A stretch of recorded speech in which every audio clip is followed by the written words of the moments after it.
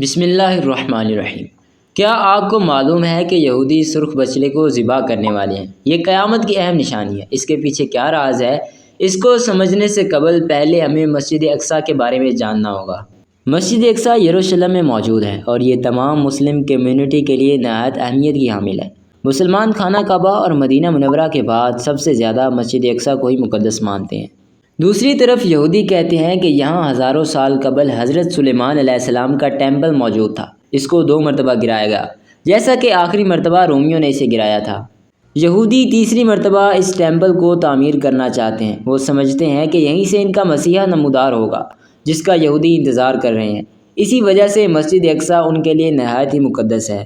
لیکن دوستو، مسجد اقصیٰ مسلمانوں کی ہے، یہاں صرف مسلمان انٹر ہو سکتے ہیں۔ لیکن یہیں سے ریڈ کاؤز کی بات سامنے آئی۔ عزیز ناظرین گرامی، ستمبر 2022 میں امریکہ سے اسرائیل نے 5 سرخ رنگ کی گائیں منگوائی۔ ایسی گائیں جن کو دنیا بھر میں تلاش کیا جا رہا تھا۔ فائنلی ان کو یہ گائیں امریکہ کے اسٹیٹ ٹیکسس سے مل گئیں۔ یہ تمام گائیں بالکل سرخ رنگ کی تھیں۔ ان کے جسم پر ایک ایک بال سرخ تھا، یعنی کوئی بھی ایسا بال نہ تھا جو کہ سرخ نہ ہو۔ مزید حیران کر دینے والی بات یہ تھی کہ ان کے کھر یعنی پاؤں بھی سرخ رنگ کے تھے۔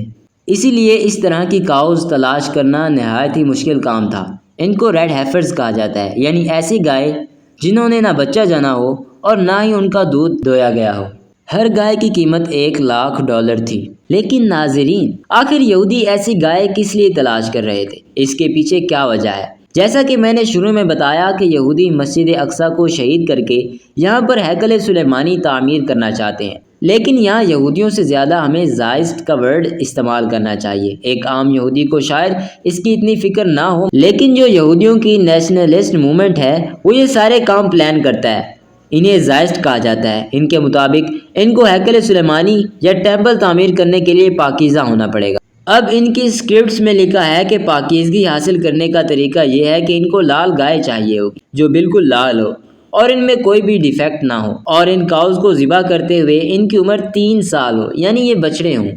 یہ ان کو ذبح کر کے ان کو جلا کر ان کی راکھ کو پانی میں ڈال کر خود کو پاکیزہ کر لیں گے اور پھر جا کر یہ مسجد اقصیٰ کی جگہ ٹیمپل تعمیر کریں گے۔